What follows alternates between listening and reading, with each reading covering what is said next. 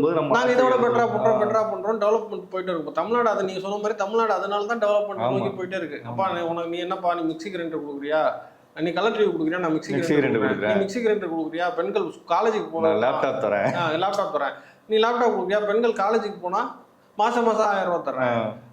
பெண்கள் வந்து வேலைக்கு போறாங்க, வீட்டு வேலைக்கு போறாங்க, சாஃப்ட்வேர் வேலைக்கு போறாங்க, எந்த வேலைக்கு போனாலும் அவங்களுக்கு பஸ் ஃப்ரீ. ஸோ இந்த மாதிரி டெவலப்மெண்ட் போயிட்டே இருக்கு பாருங்க. இது வந்து மற்ற ஸ்டேட்ல நீங்க இது பார்க்க முடியாது. அப்போ இந்த ஆட்சிக்கு எதிரான மனநிலைங்கிறது இப்போ ஒரு அடுத்த தேர்தல் அறிக்கையில் இவங்க என்ன சொல்லுவாங்க, நாங்கள் 2000 ரூபா தரோம்பாங்க. திமுக அவங்க என்ன சொல்லுவாங்க, நாங்கள் 2500 ரூபா தரோம்பாங்க. பஸ்ஸுக்கு வந்து இப்போ வந்து செலக்டட் பஸ்ஸுக்கு மட்டும் தான் ஃப்ரீ கொடுத்துருக்காங்க, நாங்கள் எல்லா பஸ்ஸுக்கும் கொடுப்பாங்க. ஸோ இது வந்து ஆட்டோமேட்டிக்காக அது வந்து டெவலப்மெண்ட்டை நோக்கி போயிட்டே இருக்கும். ஸோ அந்த கம்ஃபர்டபிலிட்டி இருக்குல்ல, அந்த 2% ஓட்டு வந்து லீடிங்கில் இப்போ திமுக இருக்குல்ல, அந்த இது வந்து ஆன்டி இன்கம்பன்சியில் அடி வாங்குதுன்னா மினிமம் ஒரு 3% குறைஞ்சிச்சுனாவே அது வந்து அதிமுகவுக்கு வந்து பெரிய ப்ளஸ்.